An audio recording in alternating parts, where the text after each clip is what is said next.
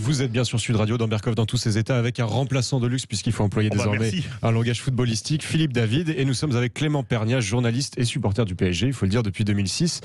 Vous avez écrit ce livre aux éditions Talent Sport, PSG, une décennie pour rêver plus grand, Paris United 2010-2020. Vous l'avez d'ailleurs coécrit avec Mustapha Boulim. Un livre publié chez Talent Sport. Votre livre commence en 2010. Bonjour, Clément Perniat. Bonjour Philippe. Votre livre commence en 2010. Le PSG est encore sous pavillon français. Personne n'imagine ce club passer sous pavillon qatari. Et c'est une défaite 0-3 au Parc des Princes lors d'un classico contre l'OM avec la mort d'un homme qui va faire quelque part basculer le destin du club. Ça, on l'apprend en lisant votre livre. C'est un peu plus compliqué que ça. C'est vrai que le PSG est sous pavillon américain. Colonie capitale, c'est ça. Américain.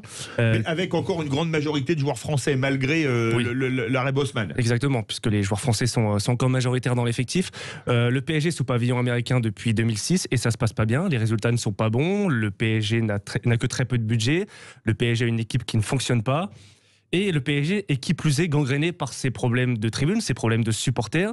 Un premier supporter décède après PSG Tel Aviv en 2006 et un second décède après PSG Marseille en 2010. Donc ça, c'est un problème qui gangrène les supporters du PSG. Et parallèlement, Colonie Capital cherche à vendre. Pourquoi ? Parce que le PSG est plus un problème qu'une solution pour lui. Beaucoup trop de problèmes, beaucoup trop de problématiques, des résultats qui ne suivent pas, des finances qui ne sont pas au top. Le Colonie Capital cherche à vendre, le Qatar cherche à racheter le PSG depuis des années, le Qatar voulait racheter le PSG. En 2006, on l'apprend en lisant votre livre, et c'est Colonie Capital. Et pourquoi cet échec 5 ans plus tôt ? Parce que, excusez-moi, Colonie Capital, c'est un très gros fonds de pension, mais par rapport au Qatar, c'est strictement pas comparable. Oui, puis le pétrole existait déjà, donc en 2006, c'était pas un problème financier. Non, alors il y a beaucoup de choses à raconter sur 2006, je vais essayer d'être très bref. À l'époque, Alain Kézak, qui va devenir le président du PSG en 2006, qui est actionnaire minoritaire du club, souhaite racheter le PSG en 2006. Après le mandat Canal+. Le problème d'Alain Kézak, c'est qu'il est trop passionné et pas assez riche. Il n'a pas les moyens d'acheter ce PSG-là. Il essaye de manigancer quelque chose avec Francis Graille, ancien président parisien, mais ça se passe pas bien. Ils se pointent devant les dirigeants de Vivendi, mais ils ont pas l'argent. Le Qatar est sur les rangs, mais le Qatar est aussi sur les rangs en 2007, en 2008, en 2009, en 2010. Mais les choses n'avancent pas. Au final, c'est Colonie Capital qui rachète le club, et c'est l'intervention. Je pense qu'on va en parler, Philippe. Bien sûr. De l'ancien chef de l'État, Nicolas Sarkozy, qui n'est pas forcément une intervention, je veux dire, il n'a pas non plus acté les choses de manière claire et définitive, il a juste donné un coup de pouce et il a bénéficié d'un contexte global qui favorisait le fait que le Qatar passe à l'acte en 2011. Et ce dont on a parlé tout à l'heure, c'est-à-dire la problématique des supporters, la problématique des résultats, la présence de Nicolas Sarkozy au pouvoir et ses relations avec le Qatar qui ont fait que toutes ces conditions réunies ont accéléré le rachat du PSG par le Qatar. Sarkozy, qui est un grand fan de foot, ça c'est une réalité, et un grand supporter du PSG. Ça, ce n'est plus à prouver. Je peux vous dire que Nicolas Sarkozy, et c'est Alain Kézak qui le rappelle très bien dans son ouvrage et même dans nombreuses interviews, et il nous l'a rappelé lors de notre premier ouvrage, quand ça n'allait pas pour le PSG sous le mandat d'Alain Kézak, il est allé 2-3 fois à l'Élysée pour discuter un peu avec le président Sarkozy, pour savoir comment on pouvait améliorer la situation. Nicolas Sarkozy lui donnait des conseils tactiques ou non ? Je ne sais pas s'il lui donnait des conseils tactiques, mais en tout cas, il l'encourageait beaucoup. Il lui disait de rien lâcher, systématiquement, de rien lâcher, que ça allait s'améliorer. Nicolas Sarkozy, depuis qu'il n'est plus président, il ne rate pas un match du PSG. Certains ont même dit qu'il aurait pu devenir président du PSG à un moment. Voilà, bon, le Qatar, avec le Qatar, actionnaire. Nasser El-Khelaifi a toujours démenti, a toujours dit que Nicolas Sarkozy avait des ambitions bien plus élevées que cela. Ce qui est sûr, c'est que Nicolas Sarkozy, au Parc des Princes, il ne faut pas le déranger. Pendant un match du PSG, il éteint son téléphone. Et pendant la primaire de la droite, ça a d'ailleurs joué des tours parce que Alain Juppé cherchait à le joindre pendant 1h30 et il n'a pas pu le joindre au moment de l'affaire Fillon. Et au moment de l'affaire Fillon, donc je peux vous dire qu'il éteint son téléphone et c'est le PSG à fond, quoi. Ça c'est une bonne anecdote. On ne peut pas joindre Nicolas Sarkozy pendant un match du PSG. Ça c'est quand même très intéressant. Pourquoi investir quand on s'appelle le Qatar, qu'on déborde de pétrole et de gazodollars dans un club qui coûte des millions et des millions chaque année? C'est ça le soft power? C'est ça le soft power, vous l'avez rappelé dans votre sommaire. C'est vrai qu'un géopolitologue le rappellerait encore mieux que moi, mais le Qatar est un petit pays, un petit émirat. Micro-État. Un micro-État, voilà, un émirat, qui a besoin de se développer et dans une stratégie de soft power pour développer une image, une marque quelque part. Il y a très peu de choses. Il y a le sport, le football, il y a la culture, Le Qatar a déjà plein d'investissements en France, à travers le tourisme, à travers les hôtels, les grands magasins, les grands magasins, la rue de la Paix aussi. Oui. Voilà, exactement, la rue de la Paix, les chevaux, etc., l'équitation. Et le Qatar s'est lancé dans le foot avec Beansport, déjà, tout d'abord. Oui, la chaîne de télé. La chaîne de télé. Il y a aussi l'acquisition et l'attribution de la Coupe du Monde 2022, pardon, qui a fait beaucoup parler. Et le PSG, en 2011, qui... comment dire ? Quand on achète le PSG, on achète Paris quelque part. Le PSG, c'est Paris, c'est une image. Et justement, il y a une citation très drôle sur laquelle on va revenir dans quelques instants parce qu'il y a un homme clé, c'est l'ancien tennisman professionnel Nasser Al-Khelaifi. Il dirige beIN, la télévision qatari spécialisée dans le sport, et il parle avec, et ça c'est très drôle, avec Hafid Deradji, un Algérien proche de Doha, la capitale du Qatar, lorsqu'il apprend qu'il va être président du club. Et j'adore, d'ailleurs, pourquoi le PSG, pourquoi pas l'OM ? Et Al-Khelaifi qui répond non, le PSG c'est mieux. Oui, exactement. C'est vrai alors que le PSG n'a gagné que la Coupe des Coupes, alors que l'OM a gagné la Coupe des Champions. Pourquoi Hafid lui dit ça à ce moment-là ? Déjà, Hafid est surpris parce qu'il ne croit pas. C'est quand même quelque chose de gros. Nasser lui dit on rachète le PSG. L'émir me nomme président. Hafid dit mais comment ça, toi président ? Tu connais rien en foot. Tu parles très peu le français. C'est pêle-mêle plus ou moins ça. Et surtout le PSG va mal. Le PSG sportivement c'est la bérésina. Le PSG a frôlé le maintien en 2008. Fait une saison médiocre. Il se maintient à la dernière journée. Voilà, fait une saison médiocre en 2009-2010, on finit 13e ou 14e, je ne sais plus. Et pourquoi pas l'OM, d'où le sens de la phrase.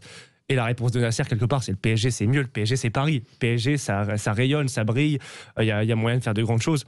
Et l'avenir lui donnera raison, puisque le PSG est là où il en est aujourd'hui, grâce au Qatar. En clair, le Qatar veut que le PSG, ce soit... le pavillon de sa diplomatie sportive. C'est ça, la vitrine de sa diplomatie sportive. C'est réussi, quelque part. Je pense qu'on en parlera tout à l'heure, mais quelque part, en 2017, quand le PSG rachète Neymar, quand le PSG et le Qatar rachètent Neymar, à l'époque... 223 millions d'euros. 222 millions d'euros. Ça fait quand même...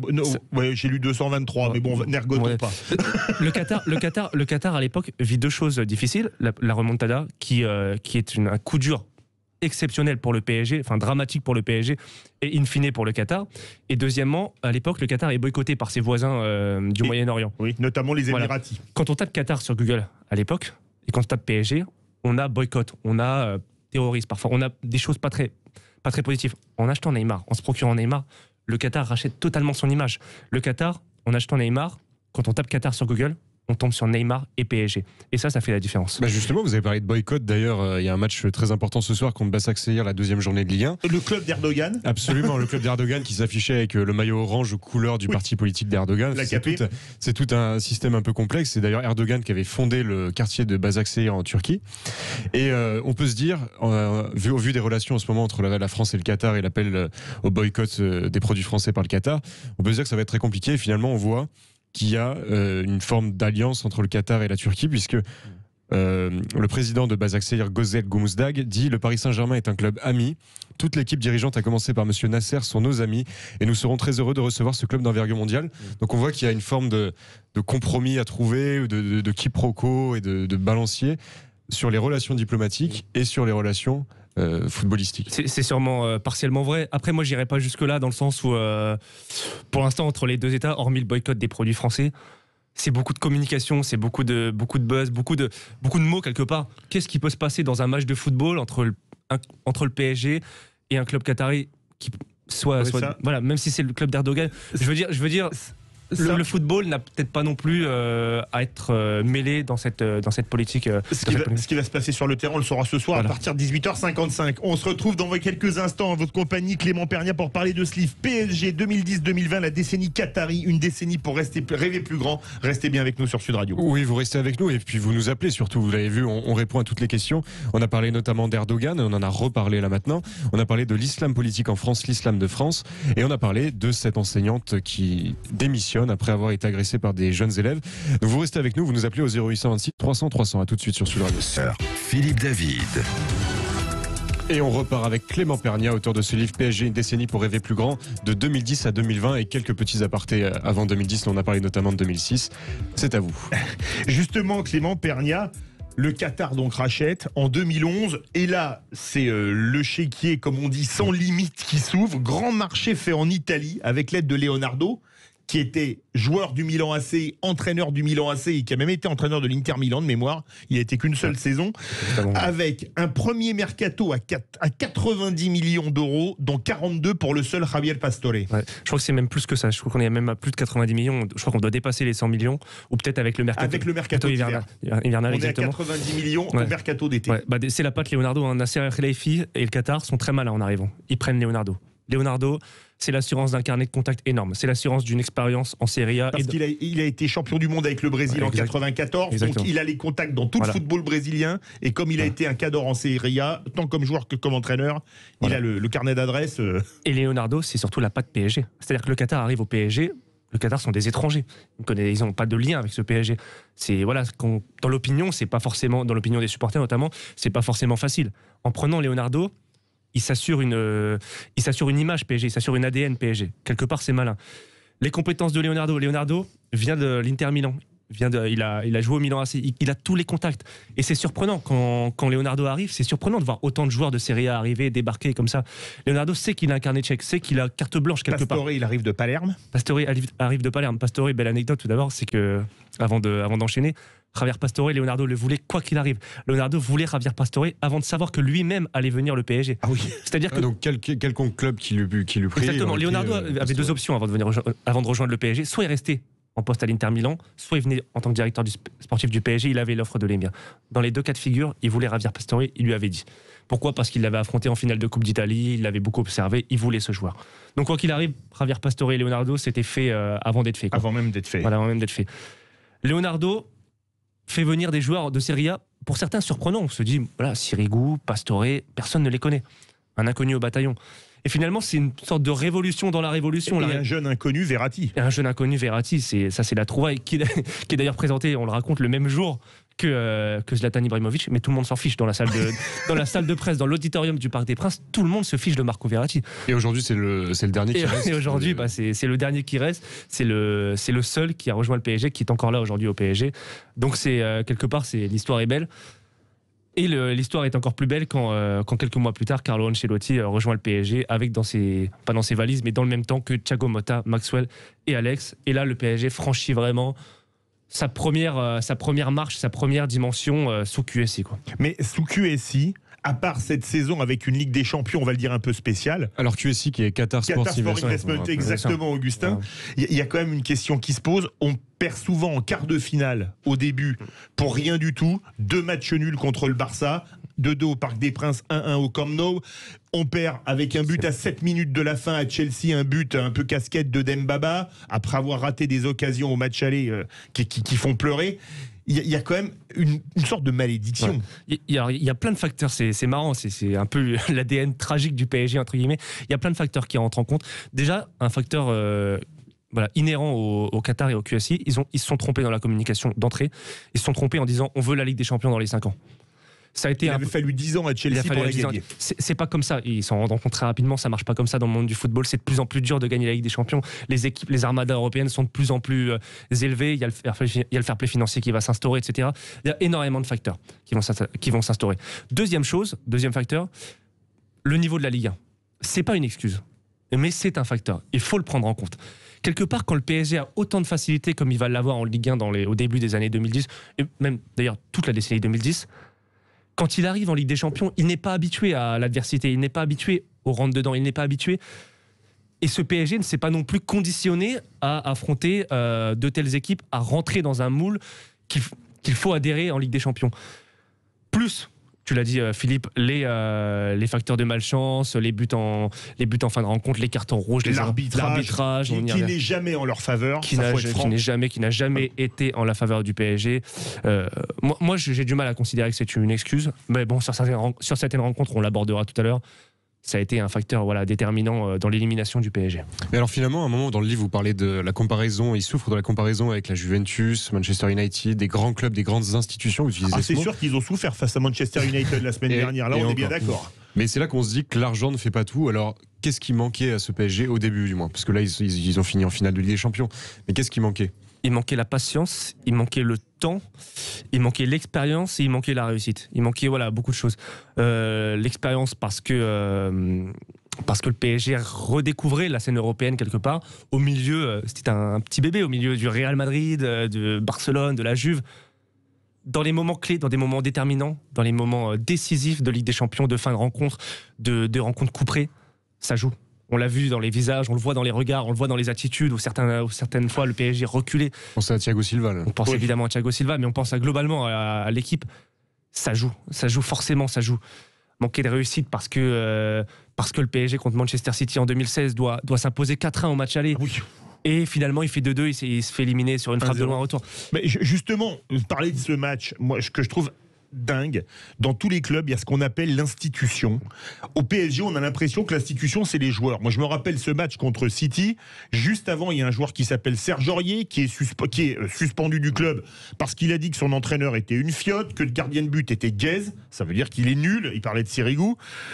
Et il est mis titulaire pour aller jouer un match retour à Manchester City, alors qu'il a plus joué qu'en CFA, c'est-à-dire en championnat de France amateur depuis 2 mois, alors que dans n'importe quel club, au Real, un joueur qui faisait ça, ou au Barça, il était viré. Et si je peux me permettre de compléter, quelques mois plus tard, il met 10 minutes ou un quart d'heure à se préparer pour rentrer. C'est ça. Volontairement, mettant du temps à mettre ses choses, etc. Là, c'est la provocation. Pure et dure. On sent un enfant qui s'amuse à jouer avec une autorité qui. Ah oui, c'est hallucinant. Cette saison 2015-2016, elle illustre parfaitement la décennie parisienne.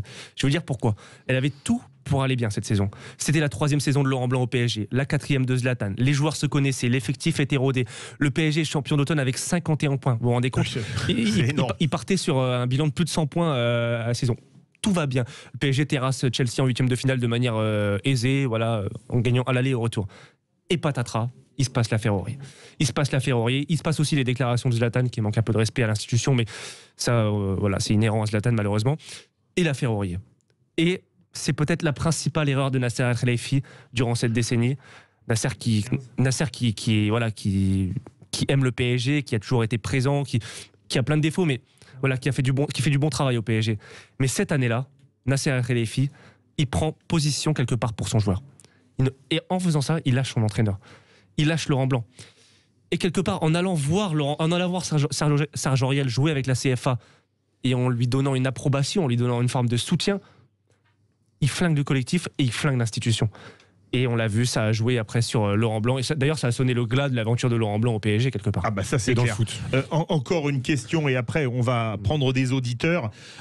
Pourtant cette année, le PSG atteint la finale de la Ligue des Champions dans des conditions très spéciales. Face à lui, le Bayern Munich. Il y a plus de joueurs français au Bayern Munich qu'au Paris Saint-Germain sur le terrain, ce qui est quand même fou.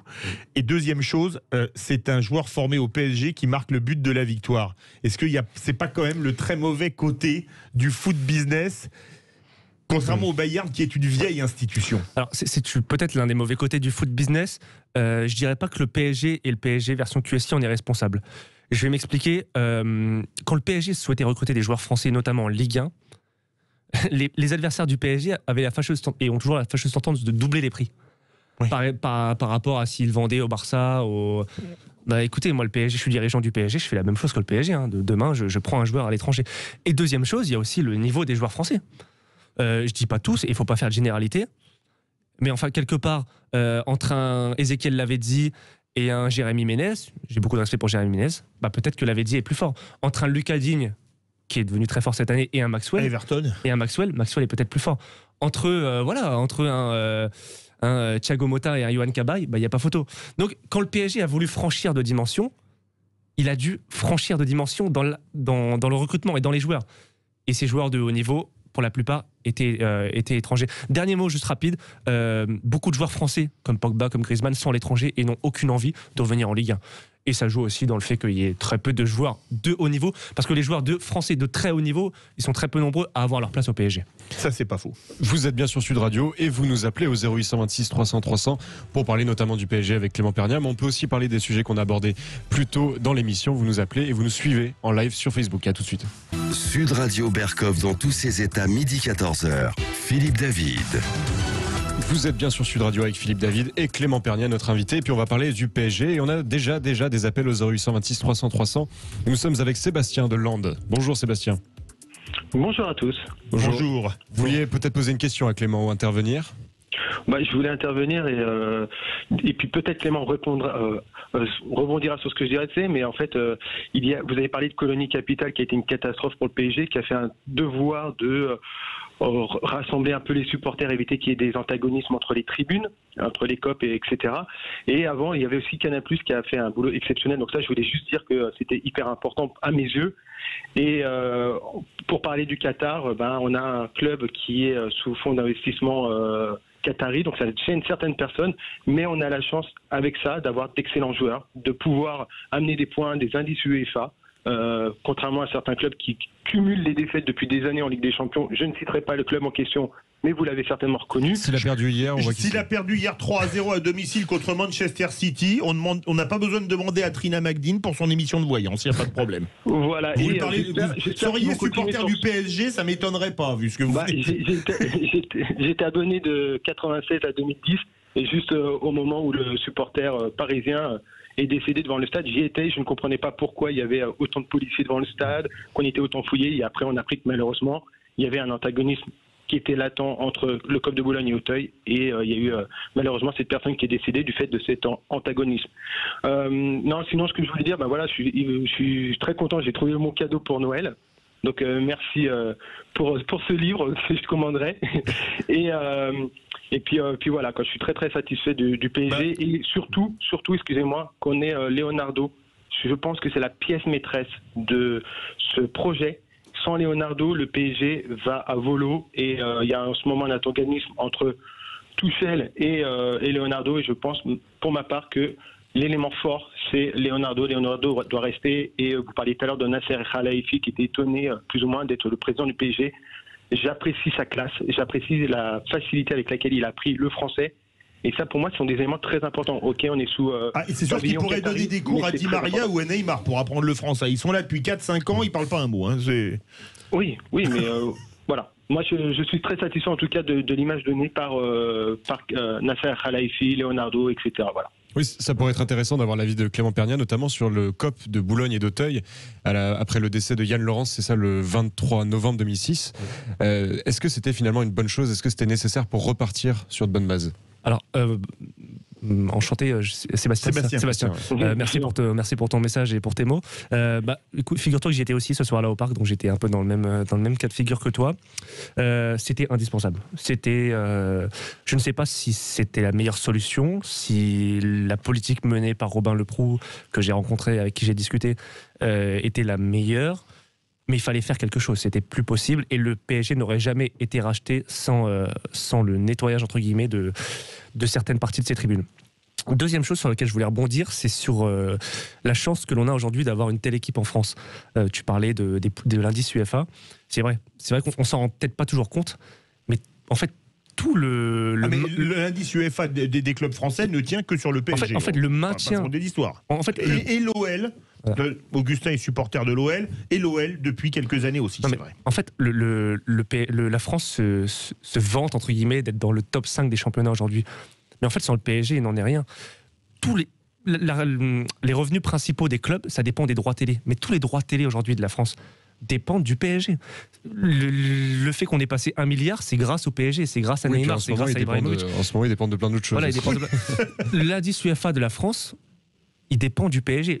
Le Monaco a fait des beaux parcours, Lyon est, après le PSG, la valeur sûre, entre guillemets, du foot français. Mais en fait, c'est le fait d'avoir du spectacle, le fait d'avoir des clubs, le fait d'avoir des stars dans des stades pleins, etc., c'est grâce au Qatar et grâce au PSG. Sinon, le foot français, ça se fait battre par Vidéoton et par je ne sais quelles équipes à l'étranger. Est-ce que vous ne pensez pas que ça a dégoûté des gens du foot, certaines personnes qui ont aussi pu partir du PSG pour aller supporter, je pense par exemple au Paris FC ou au Red Star? Non, ça a pu arriver, mais c'est pas lié à l'arrivée des Qataris, c'est peut-être plus lié à la question des supporters. Un supporter du PSG, il supportait le PSG sous Borelli, sous Canal+, quand il était américain. Sous Colonie Capital. Voilà. Le club se résume pas à son propriétaire. Le club se résume à son histoire, à son stade, à ses voilà. Mais ce que disait Sébastien, il disait une chose importante au sujet de Leonardo. C'est l'homme clé aujourd'hui avec Nasser. C'est même l'homme clé peut-être plus que Nasser, parce que je suis entièrement d'accord avec ce que disait Sébastien. C'est-à-dire que c'est lui qui a mis en place. C'est lui qui a donné le coup d'envoi de ce projet quelque part entre 2011 et 2013. C'est lui qui a recruté ses hommes, c'est lui qui a placé ses hommes, c'est lui qui a instauré un peu pas le jeu, parce que le jeu c'est Laurent Blanc, mais qui a instauré un peu ce début de projet en amenant un certain niveau d'exigence et en amenant un certain niveau de professionnalisme au PSG. Et surtout, avant son retour, il était plus que nécessaire. Avant son retour en 2019, ça va pas bien au PSG. On a Thomas Tuchel et Antero Henrique qui peuvent plus se blairer, qui se détestent, qui sont plus d'accord sur la politique sportive à mener. Nasser qui est complètement absent. Et les supporters. Et surtout, des échecs répétés en huitième de finale de Ligue des Champions. Dont le pire, la défaite contre Manchester. Et là, le club n'a jamais été... D'ailleurs, le club perd la finale de Coupe de France contre Rennes, perd tous ses matchs en fin de saison. Le club, sportivement, n'a jamais quasiment été aussi mal que depuis le rachat. Et là, c'est à ce moment-là que revient Leonardo, qui restaure de l'ordre. Et on l'a très bien vu avec l'été 2019, où Neymar souhaite partir, où le Barça fait pression. Et là, Leonardo dit non. Neymar ne partira qu'à 222 millions d'euros. Il a toujours dit non, il a toujours mis son veto quand Barcelone a voulu faire du troc avec le PSG, 110 millions plus Semedo plus Rakitic. Leonardo a toujours dit non. Il partira que au montant auquel nous on l'a acheté 2 ans plus tôt. Et il a tenu parole, il a montré de la fermeté, il a rappelé que le PSG était une institution, et tout au long de cette saison, il l'a fait. Il a fait des bons mercatos en ramenant des bons joueurs, Gay, Herrera, Florenzi, Bernat, et je veux dire, c'est vraiment, il a remis l'église au milieu du village quelque part. Alors justement, Sébastien a dit une chose importante. Heureusement qu'on a le PSG et le Qatar pour la Ligue 1. Quand on voit ce qui se passe avec Mediapro qui veut plus payer les droits télé, on en parlait parce qu'on a une chronique dans le Grand Matin Week-end qui s'appelle l'Info Sport Business. On salue Vincent Chaudel et Marie-Ève Wilson-Jamin qui font cette chronique tous les week-ends. Ça pourrait être Bein, c'est-à-dire le Qatar, qui pourrait sauver la Ligue 1 si jamais Mediapro décidait vraiment ou ne pouvait plus payer. Bein ou Canal+, on ne sait pas trop. Mediapro a rappelé qu'il serait en mesure à rassurer un peu tout son monde. C'est aussi la responsabilité de la Ligue qui n'a pas demandé de garantie de paiement au moment de l'attribution des droits télé. Ce qui fait quand même preuve d'une certaine légèreté, pour ne pas dire d'une légèreté certaine. Exactement, et ce qui est sûr en tout cas, c'est qu'au moment où Canal+ ne souhaitait pas payer ou mettait des réticences à, selon moi à juste titre, à ne pas payer le dernier tiers du championnat parce que la LFP et le gouvernement avaient décidé d'arrêter le championnat, c'est Nasser El-Khelaifi qui est monté au créneau et qui est monté au premier rang pour essayer de parvenir à des accords et que tout le monde soit content. Donc encore une fois, Nasser El-Khelaifi et in fine le PSG de par sa légitimité ont joué un rôle pour sauver le football français. Mais oui. Non mais vous savez, on a beaucoup d'appels au 0826 300 300 et tout de suite on part avec Ruben de Paris. Bonjour Ruben. Bonjour Ruben. Salut l'équipe, salut Clément. Salut Ruben. Moi j'avais 2 questions pour toi Clément, notamment sur le rôle des Qataris au moment du rachat. Parce qu'on a vu beaucoup de dysfonctionnements au début du projet, la mauvaise gestion du cas Ancelotti, les déclarations de Zlatan sur le club, et notamment l'affaire Aurier. Est-ce que pour toi, les Qataris étaient vraiment prêts à prendre la direction d'un club comme le PSG, qui était destiné à être ultra exposé, ou est-ce qu'ils étaient un peu dépassés ? Alors, je dirais ni l'un ni l'autre. Je dirais pas qu'ils n'étaient pas prêts parce que... je dirais pas qu'ils étaient prêts totalement, parce qu'ils n'étaient pas forcément imprégnés dans l'univers du foot, et qui plus est le PSG qui est vraiment un club à part. Donc forcément, ils ont été exposés à quelques déconvenus. Je dirais pas non plus qu'ils étaient dépassés parce qu'ils se sont entourés d'hommes forts. On l'a pas cité, mais Jean-Claude Blanc, au poste de directeur général, a fait... Et le président délégué quelque part. C'est vraiment lui qui gère toute la politique marketing, commercial, communication du club, et là-dessus il a fait un rôle incroyable dans le développement du club notamment. Il y a eu des erreurs, il y a eu des dysfonctionnements. Je pense que quelque part ils se sont dit naïvement, et peut-être que d'autres l'auraient fait aussi, on va mettre de l'argent, on va mettre des millions, on va amener des stars et ça va se goupiller et on va gagner. Non, un club c'est une histoire, c'est une institution, c'est un respect de ses supporters. Je dis pas qu'ils n'ont manqué de respect, mais de par leur ignorance, ils ont manqué des étapes clés, déterminantes, et ça a pu jouer tristement au PSG. Ruben, vous pouvez rester avec nous pour votre deuxième question, parce qu'on doit faire une courte pause. Vous êtes OK ? Bien sûr. Il n'y a pas de souci. Eh bien, écoutez, comme on dit au foot, on fait un petit arrêt de jeu. On vous retrouve dans quelques instants, n'est-ce pas, Augustin? Dans un petit instant. C'est l'éponge magique, là. Je pense que la patience, le jeu envoie la chandelle et vous restez avec nous. Vous nous appelez au 0826 300 300. Vous pouvez poser vos questions à Clément Pernia, mais vous pouvez aussi réagir à l'intervention de Mohamed Sifaoui qui était en studio avec nous tout à l'heure sur l'islam de France, ou également réagir à l'intervention de Corinne Tapiero sur une enseignante à Perpignan qui a été menacée et qui démissionne. À tout de suite sur Sud Radio. Philippe David. Vous êtes bien sur Sud Radio et puis Ruben qui nous appelait de Paris a déjà posé une question et Ruben a une deuxième question. Bonjour Ruben. Bonjour. Ouais, je vais prendre l'antenne pas mal de temps. Allez-y. Alors, on sait qu'Mbappé rêve de jouer au Real Madrid. Ça, c'est une surprise pour personne. Il l'a déjà dit. Il a même fait signer en partance de Monaco au Real. Est-ce que pour toi, un probable départ serait le premier vrai échec de la direction qatari de ne pas pouvoir conserver un joueur de cette envergure, notamment français et en plus star de son pays et de son club? Non, je ne pense pas que ce serait un échec pour le PSG de perdre Mbappé. Je pense qu'on est tous conscients, on est tous lucides que Mbappé ne fera pas toute sa carrière en Ligue 1 et donc au PSG. Moi, En Ligue 1, ça peut être qu'au PSG. Voilà, ça peut être qu'au PSG. Des choses. Mbappé, il était prédestiné au Real. Il devait signer au Real Madrid dès 2017. C'est au contraire, je pense qu'il faut prendre le problème à l'envers. C'est au contraire une réelle chance qu'il ait pu rester au PSG, venir au PSG d'abord, convaincu par son père, par Unai Emery, qui le raconte très bien dans le livre d'ailleurs, comment il a rencontré la famille, etc., pour convaincre, par Nasser Al-Khelaifi également. 3 ans au PSG, il y a eu des hauts, il y a eu des bas. Je pense qu'à l'heure où on tirera le bilan, ce sera une chance, comme Neymar d'ailleurs, de les avoir eu au PSG et en Ligue 1. Il est destiné au Real Madrid, c'est son choix, c'est son rêve. Je ne pense pas qu'on puisse imputer une responsabilité quelconque au PSG.